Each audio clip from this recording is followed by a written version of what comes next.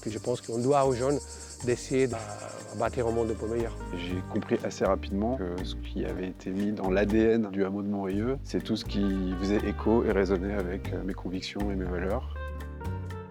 Vous êtes à Montrieux-le-Hameau, dans le parc naturel de la Sainte-Baume, au cœur de la forêt avec des arbres centenaires et dans un lieu qui a une histoire. C'est une aventure collective où le but c'est d'inventer des façons de vivre plus durables, plus harmonieuses et plus joyeuses. L'idée c'est qu'on continue et on alimente cette dynamique de co-création, d'expérimentation collective. C'est une coopérative qui a été fondée, financée par ses coopérateurs. Ces coopérateurs sont des citoyens.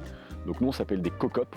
Les COCOP c'est un peu un néologisme qu'on a inventé pour dire que c'est à la fois une copropriété et une coopérative. C'est-à-dire c'est des gens comme moi et d'autres qui deviennent copropriétaires de cet endroit-là, donc ils investissent un petit peu d'argent. Quand quelqu'un nous rejoint dans le hameau, il achète une part de la coopérative qui le rend copropriétaire du bien immobilier et d'une certaine manière il peut venir en jouir dans les interstices où il n'y a pas d'activité économique et sociale. Et donc l'idée c'est vraiment de créer une façon d'utiliser l'argent différente, plus vertueuse, et on l'espère d'avoir après un modèle qui fonctionne, qui pourrait être multiplié pour avoir un vrai impact sociétal. Est-ce qu'il y a de l'espoir de vivre dans un nouveau monde? Première réponse que j'ai envie de faire, c'est que si on n'avait pas cet espoir, on ne se lèverait pas le matin pour faire ce projet-là.